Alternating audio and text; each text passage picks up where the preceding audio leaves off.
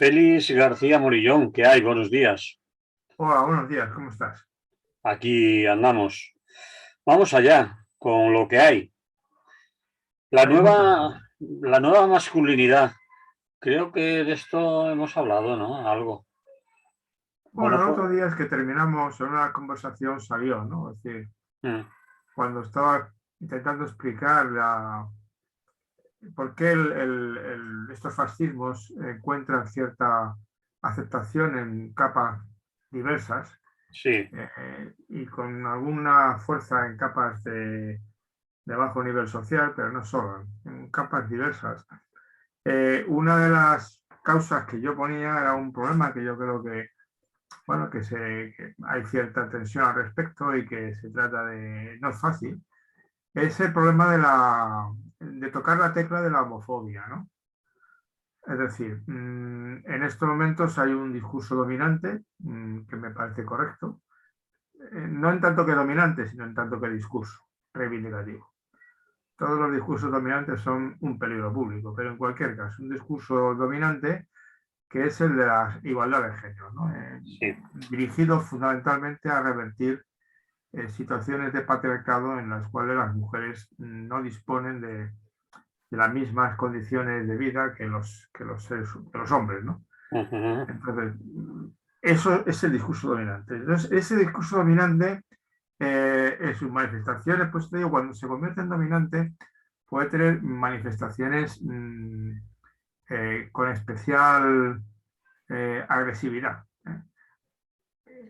Toda la explicación que quiera, justificación más complicado, pero vamos, toda la explicación que quieras darle.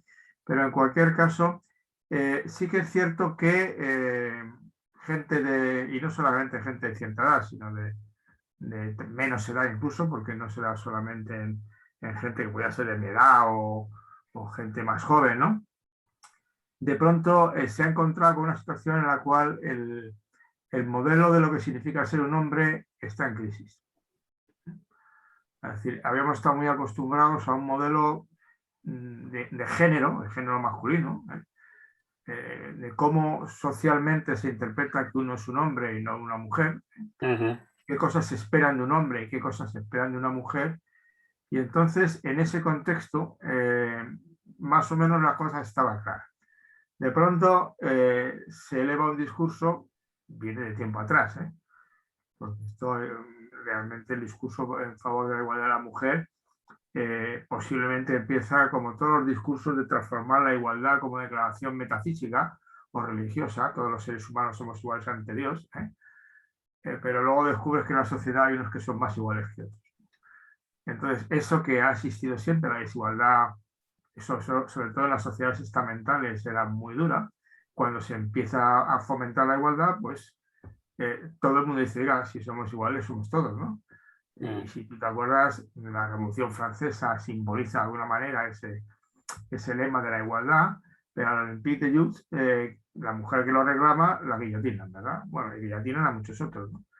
Lograr el voto no censitario, el voto universal y obligatorio, como tú sabes, es lo mínimo en la igualdad política, oiga, que todo el mundo pueda votar, lo mínimo en principio, resulta que no se logra, incluso en Francia me parece recordar hasta 1948. Estás hablando de 160 años, casi 150, ¿verdad? Entonces quiere decirte que esas luchas, hay un momento, desde el principio, hay un momento potente de las mujeres que dicen, oiga, que nosotras contamos, si no le importa, ¿eh? Ujú. Ujú. Nos gustaría tener los mismos derechos que los hombres, ¿no? Pero eso va creciendo más lentamente, posiblemente, y bueno, empieza a dispararse a principios del siglo XIX, ¿no? Del siglo XX, perdón, en las sufragistas y otras muchas, la lucha por el voto, muchas, esas, el sufragismo, una serie de cuestiones. Entonces, ese discurso por fin ha logrado cuajar, vuelve a renacer con una fuerza enorme en los años 60. Hay libros emblemáticos como Segundo Sexo de Simone de Beauvoir, ¿te acuerdas? Entonces, empieza a generarse el discurso en virtud del cual dice, oiga, las mujeres tenemos otro papel, y termina en los últimos suyos, a finales del siglo XX, creo yo, trazo grueso, el relato con trazo grueso y por lo tanto sin precisión. Pero empieza a traducirse en algunas afirmaciones que empiezan a ser complicadas. Porque, claro, hay un discurso contra el patriarcado, el llamado patriarcado, como fenómeno mundial, universal, en el tiempo y en el espacio, ¿no? Y entonces las mujeres quieren liberarse del patriarcado, lo cual, insisto, me parece bien, ¿no? Y en esa lucha, vuelvo a repetirte, de pronto los hombres empiezan a sentirse que se les tambalea un poco el modelo de lo que tienen que ser. Aquello famoso de tontería, pero yo aprendí. Los niños no lloran, es cosa de niñas, o los niños no pueden pegar a las niñas, es una cobardía, esas historias. O cuando vas por la calle tienes que dejar el sitio seguro para la mujer, tú salirte fuera por si hay un riesgo de que te pille un coche. Una serie de historias, ¿no? Que iban vinculadas también a una serie de privilegios en otros contextos. Entonces, eso es lo que quiero decirte, que en estos momentos el problema, así como las mujeres de alguna forma, creo, y no todas, desgraciadamente no todas, si han recuperado una asertividad que ha estallado con mucha intensidad y además yo creo con consecuencias sumamente positivas, ha estallado en torno a Me Too en los últimos tiempos, desvelando horrores sin cuento, ¿verdad? Pues provoca que ser mujer en estos momentos sea un proyecto ilusionante, aunque difícil, y lleno de obstáculos, porque obviamente las barreras siguen existiendo en algunos temas. El famoso techo de cristal, ¿verdad? Pongamos por caso, o el famoso brecha salarial sigue existiendo, el reparto del poder político sigue existiendo, pero en la vida cotidiana soterradamente siguen existiendo cantidad de muestras, ¿no? Es decir, si eres pintora no te valoran como si eres pintor, sencillamente. O si en una reunión de trabajo, en organismos serios, sea alguno, si habla la mujer no se la escucha, pero si lo dice un hombre, la atención es mayor, ¿no? Estas sutiles diferencias que quizá los hombres no notamos, porque como somos beneficiados por esas sutiles diferencias, pero en cualquier caso, en ese contexto, como quiero decirte, ¿y ahora qué significa ser hombre? Algunas cosas las puedes tener claras. No sé, en tu caso supongo que será parecido al mío. Cuando yo me casé con mi esposa, tuve claro que las tareas domésticas eran 50% cada uno. Pero radicalmente, además, que no había bromas, con eso no se negociaba. Pero era más bien minoritario. Pero eso, por ejemplo, lo tenía claro, pongamos por caso. Y más cosas todavía, ¿no? Y en los contextos, otros contextos, tenía claro. Por ejemplo, sin embargo, una cosa que quizás no tenía clara porque no lo había percibido, luego leyendo y viéndolo me di cuenta, todo el tema relacionado, por ejemplo, con la violencia obstétrica, ¿no? Sí. Que se te pasa desapercibido, claro, tú no eres mujer. Sí. Habías oído alguna cosa, pero no lo valorabas. Entonces, claro, te vas tomando conciencia y te vas dando cuenta de todas esas sutiles maniobras en las que los privilegios se manifiestan. Pero lo que pasa es que al final dices, bueno, ¿y qué es ser un hombre? Porque claro, llega un momento en que yo a veces tengo una percepción, en broma, lo digo medio en broma, medio en serio, de que tienes que decir, era una frase famosa de Clint Eastwood, un ejemplo, un gran cineasta para mí, pero también un ejemplo de un modelo de hombre, de Harry el Sucio, esas historias, ¿no? El hombre en sentido clásico que a mí me enseñaron, ¿no? Para lo bueno y para lo malo. Pero que decía medio en broma, dice, no, es que yo como soy hombre blanco heterosexual, pues lo tengo complicado, ¿no? Hay un momento que dices tú, pero te sientes como si en cualquier momento que dijeras cualquier cosa, te dice, es que eso está claro que tienes, eso es un sesgo de género lo que tú tienes. Yo juraría que no. Juraría que no. Por ejemplo, un pequeño detalle últimamente. La violencia obstétrica, en uno de los libros que yo escribí, en un capítulo sobre el feminismo, hablaba de ese tema, porque leí cosas y me pareció preocupante y me sensibilicé mucho. Pero, por ejemplo, este último incidente el dato que hemos descubierto de que en los centros públicos el aborto solo se practica en un 10%. La última cifra que he visto es un 0,7% de los casos. Sí. Es escandaloso. Y lo vinculaban a la violencia obstétrica. y yo digo, me parece que esto simplemente es un problema de negocio, ¿eh? Es decir, muy parecida que si tienes problemas con la boca, olvídate de la seguridad social, con la dentadura. Con la seguridad social, ¿qué te hacen? Extracciones y limpieza, ¿no? Prácticamente no te hacen nada. sí, Entonces, todo el que quiere tener la dentadura es delicada, entonces obviamente tienes que ir a un seguro de otro tipo, porque no puedes. Entonces, este caso concreto, yo no lo sé si lo de. Hombre, el caso concreto de la mujer que el otro día que no la quisiera entender, eso me parece, no es ni sesgo de género, es una barbaridad. Hagan a quien se lo haga. No sé si el que fuera mujer provocó que se lo hiciera, claro, que era una situación de aborto, pero en cualquier caso, son momentos de decir, yo juraría que no es violencia de género. Eso es negocio, eso es una golfería de que el mismo médico que no objeta en conciencia, posiblemente luego se va a una clínica privada y practica aborto, cobrando. sí, sí.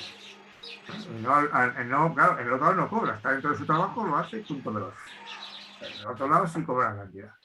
Es posible, no digo ni que sí ni que no, pero inmediatamente te lo vincula. Y entonces, ¿qué ocurre con estos homófobos?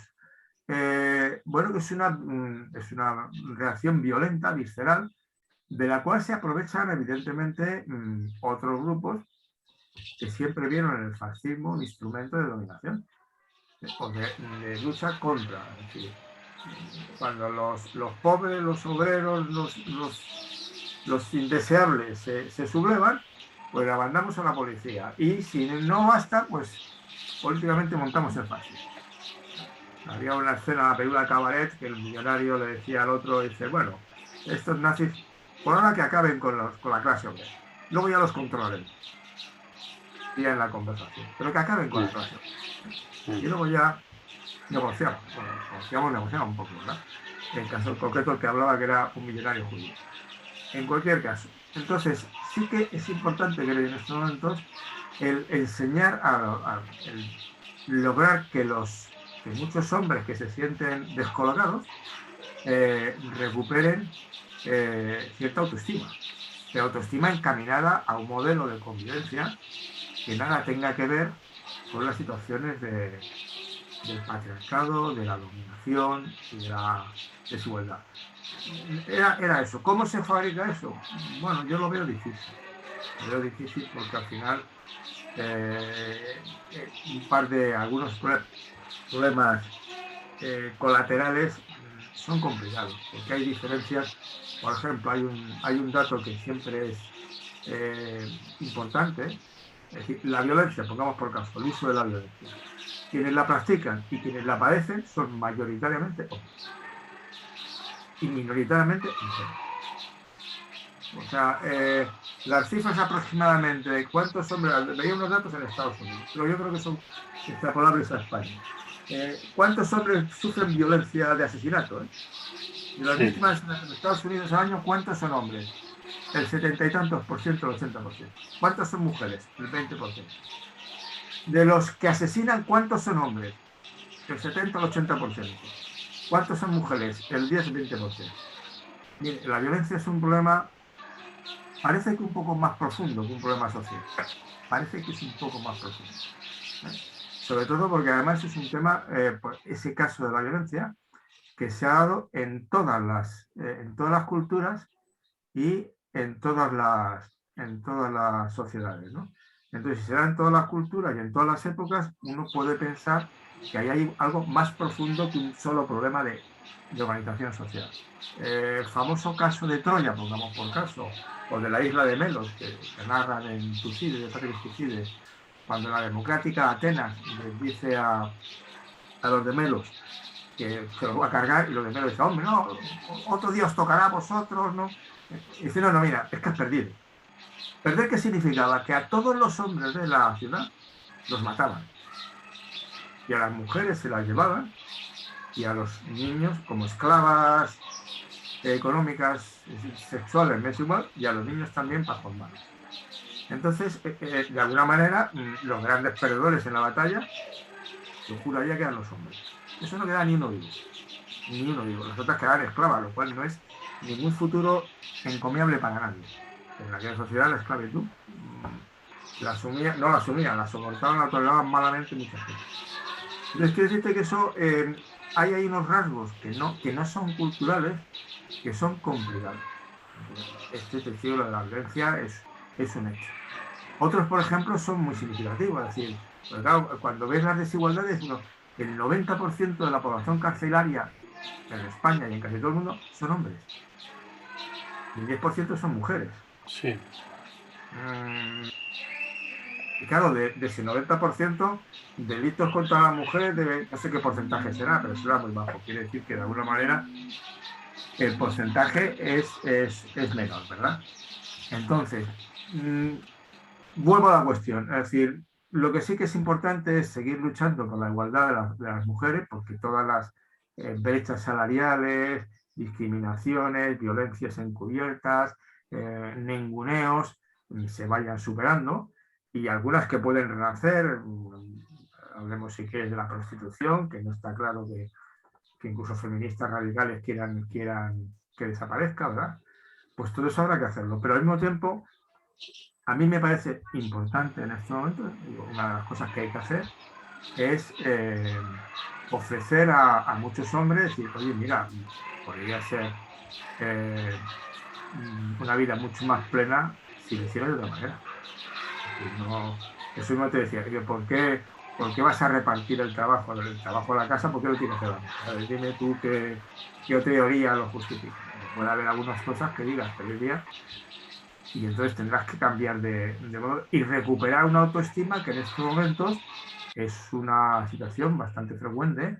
La gente con una asertividad baja y con una autoestima también dolida, eh, no justificadamente, pero dolida, me es igual, pueden reaccionar con una sobreviolencia.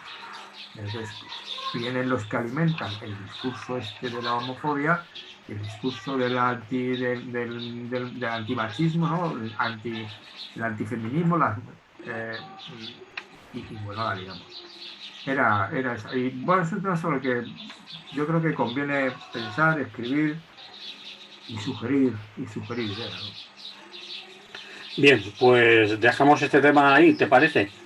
Sí, me parece, vamos, ya digo que se puede hablar de muchos Pues se puede aspectos hablar más veces, concretos. se puede seguir con ello y lo podemos volver a tocar. Ponemos un poco de música y volvemos enseguida.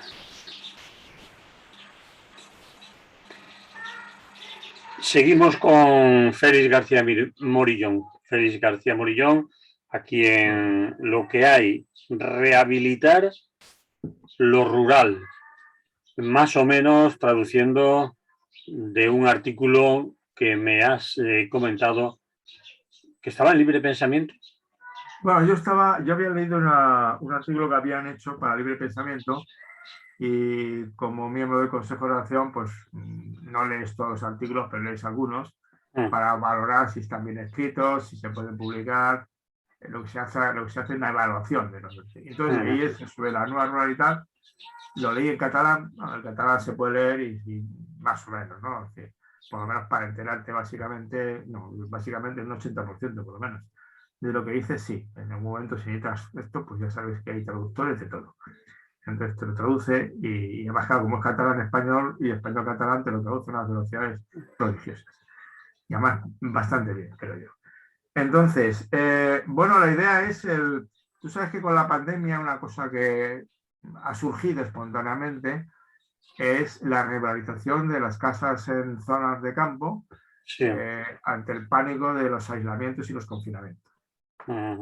Si estás confinado en el campo, primero las restricciones de movilidad son siempre menores, incluso en los momentos de máxima dificultad, que en el campo también estuvieron encerrados. Y luego, además, pues la posibilidad de tener una casa más amplia es muy superior a la tenerla en el centro de la ciudad. Luego las ciudades son más caras. Y eso es la que llaman la nueva ruralidad, o bueno, la gente vuelve al campo, que además es un mito recurrente en la historia de la humanidad, porque el menosprecio de corte, el menosprecio de aldea, el avance de corte, o al revés, el menosprecio de corte, el avance de aldea, es un texto del siglo XVI, cuando Madrid no sé si tendría igual, no sé cuántos tenía entonces, pero no creo que llegara ni a los 100.000 habitantes, igual tenía 50 o 60.000, no tengo ni idea. De todas maneras, Félix, se trata de volver al campo un poco a habitar, a vivir allí, pero seguir yendo o trabajando o teletrabajando en la Claro, ciudad, ¿no? claro, No es volver una, a cultivar la tierra.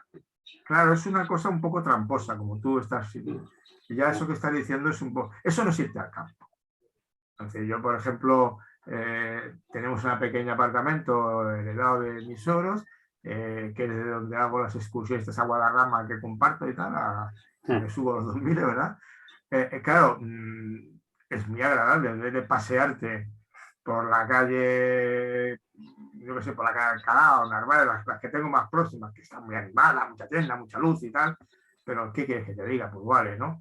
A pasearte por el campo, los arbolitos, los montes, pues mira, hay una diferencia. Entonces es muy chulo, sobre todo si además solo vas 2 meses al año, un mes, y luego vuelves, porque yo soy muy urbanista, entonces no, todo el campo en exceso puede darme algún malestar. es un poco en broma, ¿no? Pero vamos, yo soy muy urbanista. Entonces voy a decirte, eso no es recuperar el campo. Y es muy interesante, yo creo que una forma de verlo muy clara es que hace unos años, quizá 8 o 10, salió un libro, y yo creo que hablamos tú y yo de él, La España vacía.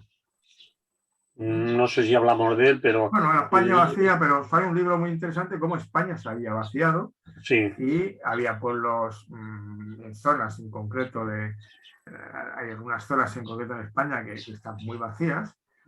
España nunca está especialmente llena, menos algunas zonas de Galicia, tu tierra, Asturias, País Vasco, que sí había pequeñas casitas, aldeas, muchas, sí. Y posiblemente en Aragón y Cataluña un poco, las dos Castillas y Andalucía te chupas kilómetros de pueblo a pueblo. Sí, sí, ¿no? está claro. O sea, que no, y te aterrizas en Sierra Morena y me atravesé una vez en coche y no me crucé con un coche en 20 o 30 kilómetros. Y dices, hostia, ¿esto qué es? Aquí estaba el Curro Jiménez. Si aquí no hay nadie, joder. Entonces, a lo que voy, eso era la España vaciada, siempre ha estado, ¿no? Y es que se vació, se despobló, el momento radical de vaciamiento, pues es el momento en que se produce la gran emigración en los años 50-60 en España, del campo a la ciudad. Tú lo habrás vivido, lo habrás visto. Sí, sí, sí, sí, lo he vivido y lo he visto, las dos cosas. Claro, yo trabajé 10 años en un instituto en Alcorcón, que era uno de los pueblos que se había llenado de extremeños. Se llena, o sea, habían venido a Madrid, se iban quedando, y además por un mecanismo, primero chabolas o asentamientos ilegales, luego unidades vecinales de absorción, este tipo de cosas, y luego ya por fin venían las urbanizaciones, según ibas colonizando, aparecían municiones un poco más caras, ¿no? Entonces, a las que llegaba el metro, los pobres no llegaban al metro previamente, pero bueno, en cualquier caso. Pero claro, la España vacía podría ser interpretada, hay un texto marxista de los años 60, el derecho a la ciudad, ¿no? Que yo quiero vivir en la ciudad. ¿Por qué? Porque los medios de cultura, de sanidad, de movilidad, es que no hay color, no hay color. No hay color, entre comillas. Y de alguna manera tiene sobre todo cuestiones de sanidad y educación. Sí, los servicios básicos están más desarrollados en las ciudades y obviamente si tienes hijos y quieren ir a una universidad y tienes que pagarle la estancia. Porque no hay universidad, las universidades están en ciudades. Pongamos, o incluso institutos de alto nivel tampoco están. En cualquier caso, vamos al asunto. Entonces, ese es el derecho a la ciudad. Pero, ¿qué ha ocurrido? Que también ha habido una política sistemática de abandono del campo. Una parte se ha abandonado por la dinámica del sistema de agricultura, de producciones, es decir, una zona que yo he ido bastantes veces, que es una de las zonas duras de este país, que es la zona de Soria, cerca de Burgo de Osma, esa zona. Bueno, pues claro, tenías el pueblo que era de mi suegro, había nacido allí, de 400 o 500, no sé si hogares o familias, o sea, no te puedo decir, o personas, pero vamos, un pueblo, con su iglesia, su palacio, tenía por un lado, ahora creo que tiene 5 habitantes. Y claro, no es un pueblo, es una pedanía. Sí, sí, sí. Y entonces, claro, en verano se llena de los hijos que, bueno, han mantenido y van para allá, ¿no? Y entonces resultaba que de esos 3 o 4, uno con un tractor, con aire acondicionado, hacía una cosecha más grande que la que hacían 20 jornaleros en tiempos remotos. Y luego además todas esas políticas agrarias de subvenciones a la ganadería, no sé qué cuestiones, bueno, pues simplemente por tener cabras te va el dinero. Pero con una política poco rigurosa, ¿no? Y entonces, al final, eso lo que ha provocado es, de alguna manera, ha provocado un auténtico vaciamiento del campo, pero vaciamiento provocado por unos modelos de gestión del campo realmente absurdos, ¿no? Entonces, el problema es cómo recuperas una vida en el campo que es cierto que las condiciones actuales de vida permitirían una movilidad mayor, porque hay carreteras, tú puedes planificar hospitales o centros de salud muy estratégicamente, con servicios realmente que la gente la pueda llevar, que tampoco es tan complicado.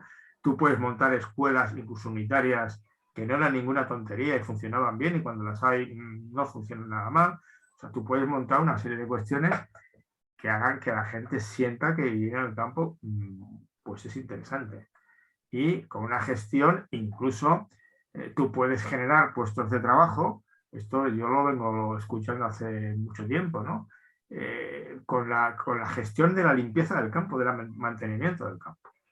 Y parte de estos incendios brutales, tú sabes que proceden de que esa tarea de los que vivían en el campo, en ciudades, en pueblos pequeños, de que iban al bosque, cogían la leña caída y tal, como fuente de energía, pues si tú no lo recoges y se salta una chispa por los motivos que sea, pues te has montado un incendio de 3 pares de bigotes.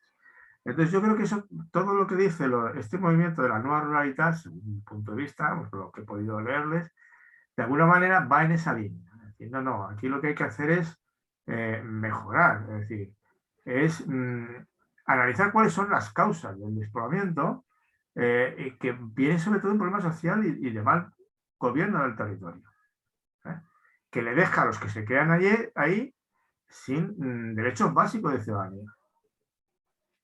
De hecho, tú sabes la trampa, por ejemplo, una trampa elemental en los teléfonos, que es una chorrada, pero al final, los teléfonos móviles. Cobertura el 90% del territorio. Y cuando te vas a un pueblo pequeño, no tienes cobertura. Y dice, oiga, pero ahí es usted el 90% del territorio. Pero me refería a las personas, no al territorio físico. Pero hasta la porra, claro. Entonces, como se me ocurre hacer un paseo largo por alguna de estas zonas que está más bien despoblada, se acaba, sí. Porque como ahí no hay gente, usted no le manda señal. Entonces, eso no son, son decisiones, ¿no? Es decir, que no hay una administración pública que realmente se ocupe de los problemas reales escuchando a la gente, ¿no? Hay un mal gobierno del territorio.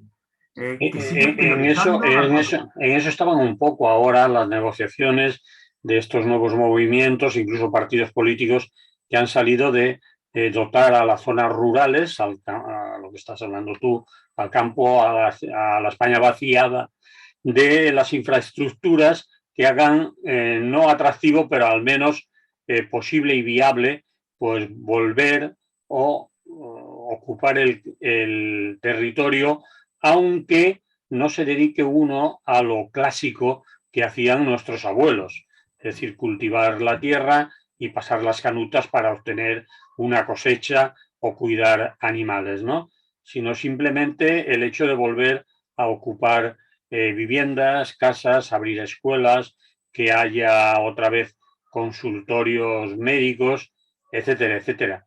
Es decir, que la gente retorne un poco a esos lugares, a claro, los pero pueblos.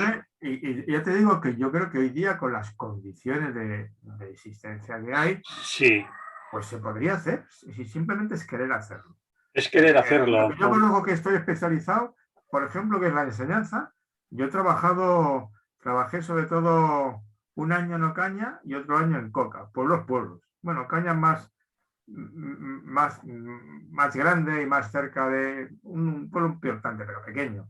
y Coca, un pueblo muy pequeño de Segovia, la zona de Segovia casi ya lindando con Valladolid, ¿no? Y entonces, claro, es decir, había un servicio de autobuses y en el instituto iban los autobuses, pero todos los pueblos pequeños tenían su buena escuela. Entonces, quiere decir que había una dotación en principio, lo que pasa es que luego se ha ido dejando y no han generado una dinámica en virtud de la cual la gente se sienta a gusto y eso que decía era Lefebvre, me parece, que lo decía, sociólogo, geógrafo, el derecho a la ciudad. No, yo lo que quiero es el derecho a los servicios que un ciudadano que quiera tener una vida medianamente decente pueda tener. Entonces, por ejemplo, yo lo que quiero es eso, oiga, el teléfono lo quiero, ¿eh? Oiga, yo quiero escuelas, oiga, yo quiero centros sanitarios, en una distribución en red que sea sensata, que no tenga que irme desde no sé dónde hasta no sé dónde si me da un mal realmente grave, ¿no? Es decir, que pueda haber unidades sanitarias más sensatamente y que haya y que no se me planteen, bueno, estos últimos engendros de las granjas industriales, ¿no? Sí, sí, que Sigue es, usted con la lógica equivocada. sí, eso sí que es totalmente equivocado. Es decir, algo que pretenden es construir macrogranjas y con la excusa de repoblar esas zonas abandonadas, ¿no? Claro, Es está una el caso de trampa. Soria, el caso que era de vacas, ahora otro de cerdos. Sí, Y dices, sí, pero ¿por qué se dejan llevar por esto? son barbaridades. Engatusan un tanto a gente, a alcaldes sobre todo, que están viendo la despoblación de sus localidades y pretenden que, bueno, les venden la moto un poco de que eso va a traer otra vez población, empleo y que se va a volver a revitalizar la zona, cuando en el fondo lo que se va a hacer es No, eso no destruir. trae nada. Eso no Eso trae nada. no trae nada más que contaminación y que vivan cuatro o cinco de Como la ellos. mina de litio, o sea, hay muchas cosas por ahí que, bueno, Sí, que puedes tener necesidad de hacer algo, porque al final tienes, la sociedad en general necesita tierras raras y cuestiones, pero podrás hacerlo de una manera que sea sensata y que tenga un proyecto social. ¿Eh? Entonces, yo creo que esa nueva realidad está creciendo. De hecho, leía un artículo colateral sobre este tema en el que decía que el mapa electoral español puede cambiar porque están apareciendo configuraciones políticas muy serias en torno a este tema. mm, Y se pueden encontrar los partidos clásicos descolocados. Y que, igual que ahora hay el Teruel existe, ¿te acuerdas? Como sí, ejemplo, sí. pues que se encuentren no solo con Teruel existe, sino que se encuentren con más cosas que existen. Y la España vacía, evidentemente, cuando la gente toma conciencia, no diga que no está vacía porque hayamos querido ir a la ciudad y luego volvemos en verano a la casa familiar. No, es que se ha vaciado por incompetencia política y por estrechez de miras políticas. Entonces vamos a hacer un modelo de vida en el campo completamente diferente porque además hace falta. muy bien. Como siempre, dejamos todos estos temas abiertos porque Sí, todos siempre están abiertos. como habrá observado la gente que nos escucha, de estas cosas hemos hablado otras veces, pero vale la pena volver sobre ellas casi siempre porque evolucionan y vamos viendo cómo se desarrolla. Yo ahora digo, en esa parte novedosa, este último que decía, que claro, a mí lo de los partidos políticos me interesa relativamente poco, pero luego influyen, pueden cambiar el panorama, ¿no?, de la configuración de la vida política. Lo de Teruel existe, me parece una novedad, ¿no? Bueno, vamos a ponerlo también aquí un poco de música y volvemos con otro tema. Y el otro tema que queremos hablar contigo, Félix, es ya los últimos 10 minutos más o menos. Es un tema que nos trae la revista Road, de la que tú eres un lector casi asiduo, y que habla sobre, Sí. bueno, por lo menos más que yo, y habla de la ZAD, zona a defender, y habla de un ejemplo francés, cerca de Nantes, creo, recordar, por lo que he estado leyendo, Sí. de una zona también rural, en la que querían, o bueno, o semi-rural, en la que querían hacer un gran aeropuerto y que expropiaron, compraron tierras, expropiaron otras, pero que al final hubo una resistencia, etcétera. Si quieres, nos lo cuentas y cuál es el fondo del artículo que la gente puede buscar en Roat o podemos compartirlo incluso. Vamos a ello. Bien, el artículo tiene interés porque recoge un tema que hoy día entre los anarquistas, entre los que me incluyo en este sentido concreto, insiste mucho, ¿no? Que son las políticas prefigurativas, en las que de alguna manera en las luchas cotidianas, muy localizadas, ¿no? O muy concretas a veces, uno intenta representar la sociedad en la que quiere vivir. Ajá. Eso es un tema que surge en los años 60, no desde el anarquismo, pero que los anarquistas lo retoman, y además lo habían dicho siempre, ¿no? En su estrategia, lema fundamental, los fines y los medios, siempre han dicho, mire usted, los medios tienen que ser coherentes con los fines. Si yo quiero una sociedad autogestionada, tengo que hacer luchas autogestionadas, y si no, esto es un camino, ¿no? Entonces, en este caso, lo del ZAP es un ejemplo concreto de lucha en Francia, que fue exitosa de alguna manera en la medida en que consiguió el objetivo fundamental. Se paralizó el aeropuerto. Pero después el Estado, que no es tonto, aparte de la violencia, utilizó otras estrategias para asimilarlo, ¿no? Claro. Vale. Evidentemente, es decir, el problema estriba que solo a lo que es la reflexión de la grandeza y los límites de planteamientos anarquistas en la sociedad en la que vivimos, dada la correlación de fuerzas, ¿no? Que podríamos hablar de Rojava, podemos hablar de los ZAP, podemos hablar de, si me apuras, puedes hablar también de los movimientos activistas, de los trabajadores sin tierra de la parte de Brasil. Hay muchos, ¿no? Incluso situaciones concretas, lo de Seattle, esas son más temporalmente más cortas y tal. Pero hay muchas prácticas en las cuales están animadas por un talante profundamente anarquista.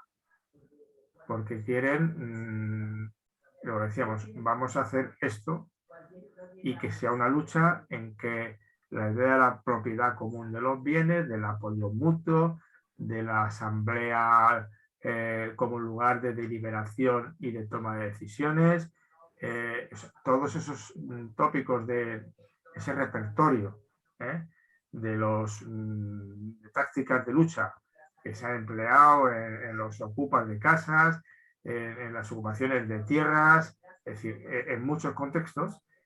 Este ZAP sería uno de los ejemplos muy concretos de, además, que salió bien porque ha durado muchos años, sigue todavía sin cerrarse del todo, ¿no? Sí.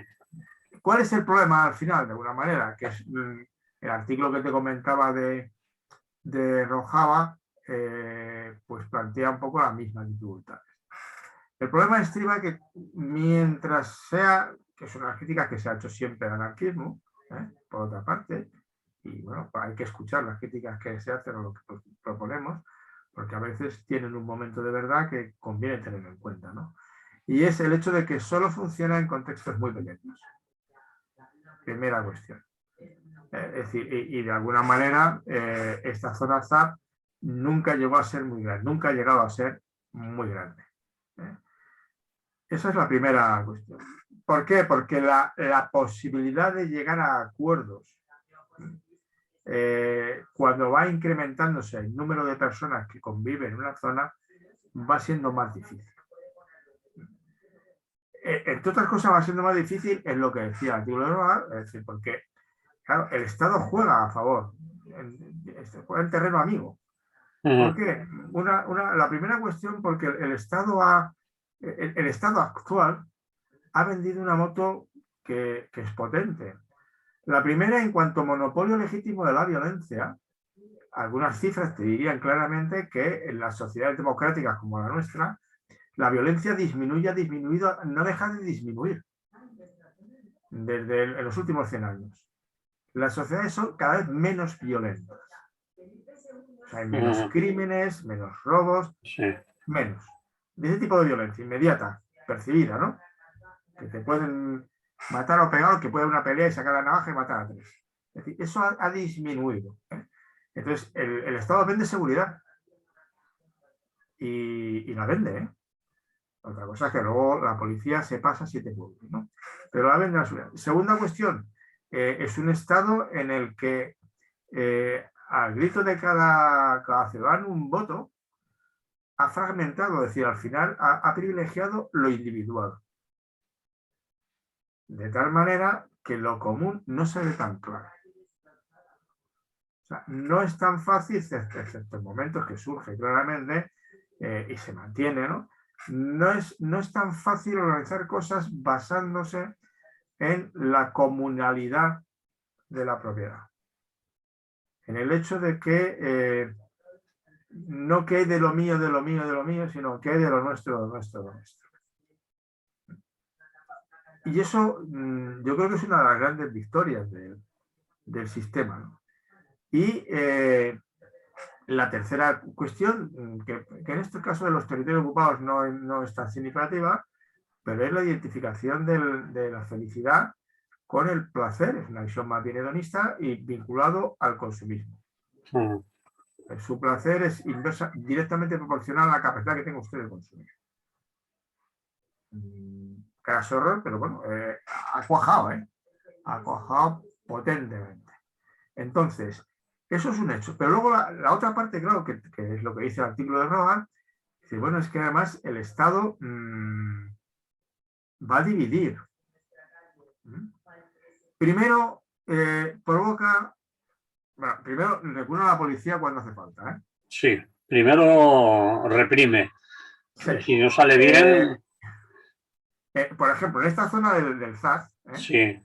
En abril de 2018 hubo una operación policial contra ellos en que había para echar a 300 personas fueron 2.500 policías, dice el artículo. Sí. Lanzaron 11.000 bombas de humo, lo que fuera, 11.000, e hirieron a 270 entre residentes y gente que les apoyaba. O sea, los 300 residentes luego supongo que irían otros 500.000 a echarles una mano a protegerlos, ¿no? Pero tú calculas, dice, bueno, la policía decía, ha bajado la violencia, pero cuando hay que emplearla, la emplea, como la emplea legítimamente, ¿verdad? Pues dan bofetadas hasta saciarse. Y eso, bueno, en algunos países más que en otros, pero en todos al final más o menos lo mismo. Entonces, ¿cómo tratas contra la represión de la policía y contra las expulsiones? Es muy difícil y es muy difícil ir hasta el final en un radicalismo anticapitalista comunalista del tipo del anarquismo. O sea, eso ya menos gente está dispuesta a llevarlo hasta el final, ¿no? Entonces, la segunda estrategia que tiene el Estado es la burocratización y la negociación del compromiso. Tú renuncias, pero yo te doy, yo te permito, te coloco. ¿Me explico? Pero te exijo que pases por determinados conductos estatales, burocráticos, etcétera, y se desconfigura pues, el proyecto original. Claro. Claro, entonces se termina desconfigurando el proyecto, porque te va minando. Primero, claro, porque el individualismo es fundamental, vuelvo a repetir, al final uno dice, bueno, vale, la comunidad me parece muy bien, pero es que hay de lo mío, es que luego yo qué hago, luego la gente me va a dejar tirado y tal. Y luego además toda la burocracia legalista es una máquina, que genera carácter, ¿no? Yo lo llamo terror burocrático. Si como entres, acuérdate un caso extremo ha sido el de la famosa salario mínimo vital, ¿no? El ingreso mínimo vital. Con una exigencia burocrática de justificación del ingreso que claro, los que más lo necesitaban no lo recibieron. Porque has quedado como Dios, has puesto, pero te ha costado 2 euros, porque no, es decir, le pides a la gente que haga cosas que no puede hacer. Está Y claro. que es demasiado complicado. Entonces, eso es otro elemento fundamental no es de compra, sino que también puedes verlo en el lado positivo. Es decir, cuando llega un momento de que hay que negociar. Y hay que negociar y no siempre puedes hacer negociaciones de que todos ganan. Tienes que desarrollar la inteligencia colectiva, cosa que el capitalismo no la trabaja tampoco demasiado. Es decir, la inteligencia en la que todo el mundo es consciente de que hay que renunciar a cosas, pues ganar otras, pero el conjunto no se debe perder los objetivos fundamentales por los que se lucha, que es la calidad de vida de las personas que ahí están, ¿no? Y claro, aquí ya es una opción política, es decir, nosotros damos más valor a la vida comunitaria y a los esfuerzos por mantener una propiedad común, un sentido solidario de la vida y un modelo más, no más austero, sino simplemente, bueno, más frugal, si quieres, más de otro estilo. No identificar tu bienestar con la capacidad de consumo que tengan, sino todo lo contrario. Eres más rico cuanto menos necesitas y cuanto aquellos satisfactores que necesitas realmente satisfacen tus necesidades de verdad. Y no solo superficialmente. Entonces te pasa lo mismo en Rojava, ¿no? Es decir, al final es que la sociedad armónica, no sé si es de este mundo, ¿no? Pero en cualquier caso es complicado. Y en Rojava, el artículo que yo leía, bueno, las deliberaciones asamblearias, hasta que toman una decisión, como es un territorio más grande, con divisiones importantes porque puedes estar de acuerdo con los fines, pero luego cuando llegas a decidir cómo lo haces y a qué das prioridad, pues resulta que ya no salen las cuentas. Que no salen las cuentas porque no todo el mundo piensa igual. Nosotros mismos dentro del anarquismo decimos, vamos a organizar. ¿Qué quiere usted? ¿Colectivizaciones o comunas? Comunalismo. Es la distinción, ¿te acuerdas de la guerra civil? Sí. Muy importante. Colectivistas y comunistas libertarios, sí. Y fragmentó el anarquismo. Y no cariñosamente, ¿eh? No cariñosamente. Entonces, todas esas gestiones, como digo, es lo que denotan sitios y de alguna manera Rojava está por ver porque obviamente está en una situación muy excepcional y los zapatistas, que serían todas las comunidades muy interesantes por la proximidad a nuestros planteamientos, pero una parte de la transacción, yo sospecho y me imagino, es aparte de renunciar básicamente a la violencia por ambas partes, ¿no? Un acuerdo de no agresión clara, manifiesta, o sea, no ha habido una matanza como en El Salvador, es una especie de acuerdo de no extensión del problema. Es decir, os dejamos a vosotros mientras no salgáis de ahí. Como se os ocurra intentar contagiar a otros estados de México, ahí ya no va a haber bromas. Porque esto mientras no se extienda, a mí que haya reductos, bueno, pues vale. Y reductos de los que usted quiera. Entonces, como digo, es la dificultad y el artículo de Roar al final termina de decir, bueno, toda la reflexión es esa necesidad de mantener una lucha permanente, igual de alguna forma, en que tú prefiguras, haces que converjan luchas diferentes. Por ejemplo, el artículo señala la dificultad que tenían los del ZAZ, que eran casi todos blancos. Y al final, el tema de los inmigrantes, esas cosas, no acababan de entenderlo del todo. Entonces, ¿cómo enriqueces, sumas, generas tácticas realmente variadas? O sea, tienes que prefigurar cosas nuevas, pero al mismo tiempo tienes que resistir las estrategias astutas del sistema, del capitalismo para controlarte. Y es una batalla permanente de los movimientos radicales, de tipo anarquista y tal, y que tenemos que solucionar. Y sobre todo porque tienen, estas que está mencionando, suelen tener éxito inicial cuando tiene un objetivo muy claro. Nos queremos cargar un aeropuerto. Mientras esa es la lucha, que el objetivo es claro y la posibilidad de ver una victoria es también clara, la cosa se mantiene. En cuanto consigues ese objetivo, que es lo que le pasó a los ZAP, pero sigues ocupando porque quieren mantener los estilos de vida que se generaron cuando se estaba luchando contra un enemigo, ya no estás ahí, no está sencillo. Mantener ambas cosas, luchas radicales, políticas prefigurativas, exige mucha imaginación, mucha constante trabajo de renovación del tipo de lucha y algo de suerte también, ¿no? Y saber que si acaba el momento, pues puedes mantener unas ascuas encendidas para aprovechar otros momentos. Muy bien, tenemos que dejarlo aquí porque el tiempo nos ha pillado esta vez. Seguiremos. Muy bien, pues seguiremos, sí. Espero. Eso espero. Hasta entonces, Félix, que vaya bien, que haya salud y que... Lo mismo te digo. Que Salud todo y todo lo que sea menester. todo lo que sea menester. Vale.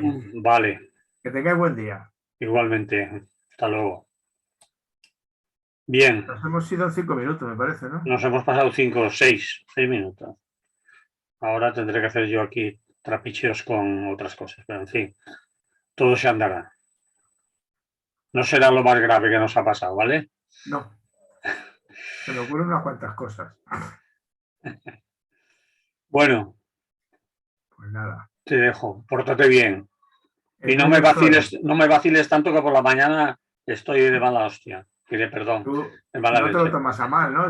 No, que va. Me divierte, incluso me apetece seguir. Si no fuera que el perro me mira y dice, bueno, ¿qué haces ahí? Que ya teníamos que estar en la calle. Una chorrada que vamos a la calle, ¿no? Bueno.